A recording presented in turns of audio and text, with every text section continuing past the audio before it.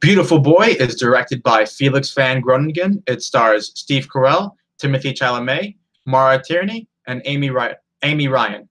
Beautiful Boy tells a story. Well, it's a biography based off two memoirs by Nick and David Sheff.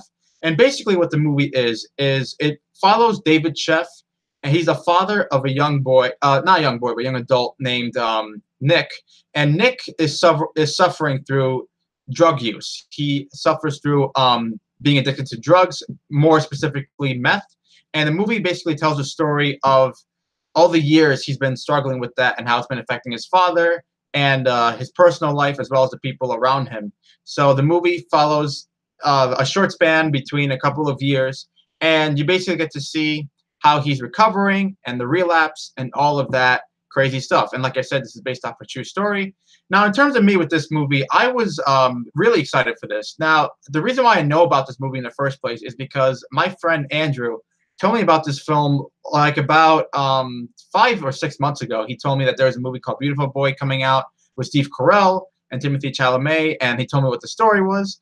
And I saw the trailer like about 3 months ago, and that trailer had me really intrigued to see this because it looked like a very powerful movie, and the trailer just blew me away. So much so that it was on my honorable mentions for my most anticipated films of the fall movie season. So I was very much looking forward to this movie. I had the pleasure of seeing it because it was playing in a theater, not necessarily near me, but in the state I live in. So yeah, I got the chance to see Beautiful Boy. Now, what did I think of it? Here's what I thought of it. I thought it was pretty good. I thought the performances were excellent, and I thought it was a movie that was well made, well directed, had good cinematography, and I'm glad I saw the film. I don't think it's a perfect film. I don't think it's one of the best movies of the year, but I'll tell you why. The review is for this after all, so let's get right to it. The acting, like I said, is at the top of their game. Now, despite the fact that I don't necessarily love the movie, one thing that I think people unanimously agree on is that the performances here are very strong. Steve Carell is an actor who has done a lot of comedy as well as drama. I mean, he was nominated for Foxcatcher, film I still haven't seen, and that was more of a dramatic role. And he shines really well in both comedy and drama, and this movie proves that. As a father, you can see that he really cares, that he's struggling, that he has this frustration that his son is going through this addiction, and that some scenes, he's yelling and he's going really, really rough on him, and you understand why. You can understand his frustration because the situation is just horrible, with drug addiction and what his son is going through, and basically how the family's being affected because he has another wife with two other kids. So, that even affects that family dynamic. And I thought there were some scenes that were very impactful. And Steve Carell's performance really helped with that. But the standout in this movie is by far Timothy Chalamet. He was incredible in this. Now, I don't know.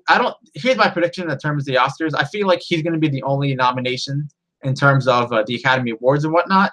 But Timothy Chalamet, in my opinion, he gives a better performance here than he does in Call Me By Your Name.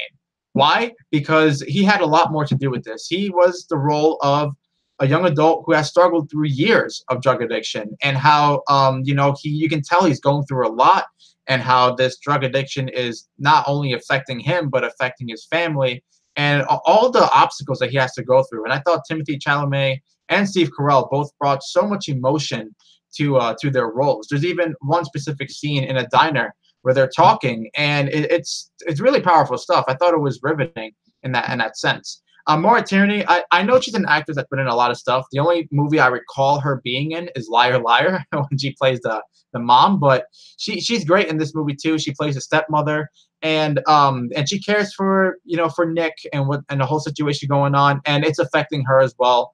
And I thought she had some good scenes too.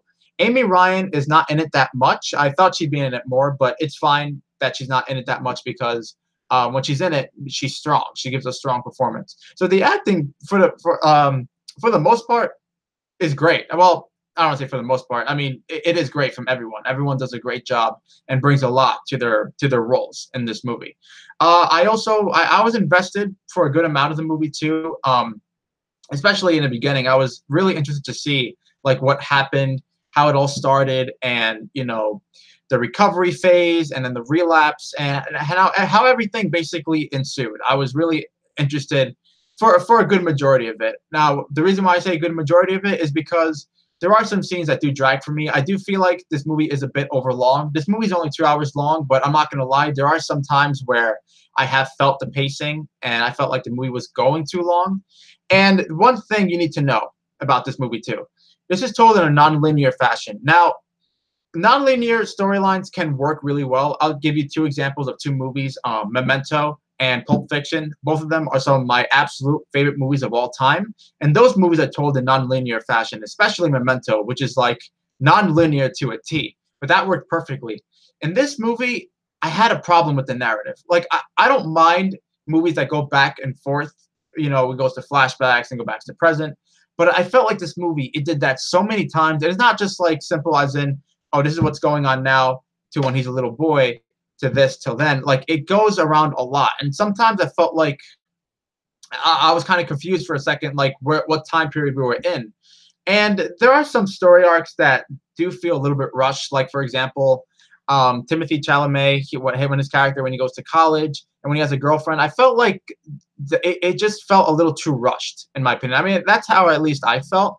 And this isn't really a flaw, but this is one of those movies that I would only watch once, and that's it.